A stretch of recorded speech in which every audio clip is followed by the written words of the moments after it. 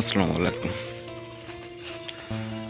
আজকে সকালবেলা আসলাম, এই যে দেখেন আমাদের মরিচ ক্ষেত। মরিচ মানে লাল হয়ে গেছে আর কি। এগুলো যদি আজকে না আমরা ছিঁড়ি তাহলে এগুলো নষ্ট হয়ে যাবে। তো আজকে মরিচ ছিঁড়তে আসছি আমরা। এই সকালের একটু ঠান্ডা ঠান্ডা আবহাওয়ায় মরিচ ছিঁড়তে অনেক মজা, কারণ একটু পরে রোদ উঠবে।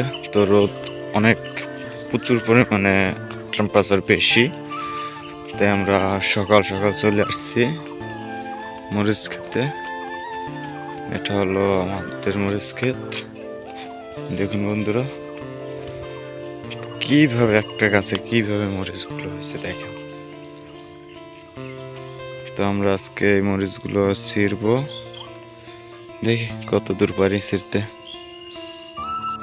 বন্ধুরা দেখো, এই মরিচ হয়েছে যার কাছে খেতে কি চাষ দিয়েছিলাম তার কাছ থেকে এই মরিচ পাইছি এইমাত্র। আরো কিছু মরিচ আছে, তোমাদেরকে দেখাইতেছি।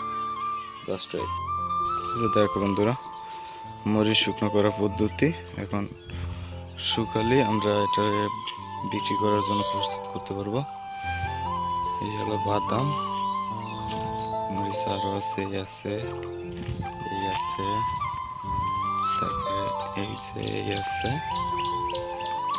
বন্ধুরা আজকে পর্যন্ত, সবাই ভালো থাকবেন, সুস্থ থাকবেন, আল্লাহ হাফেজ। হ্যাঁ, সবার আগে একটা কথা, আমি ইউটিউবের নতুন, বাট সবাই লাইক এবং সাবস্ক্রাইব করে পাশে থাকবেন। আল্লাহ হাফেজ।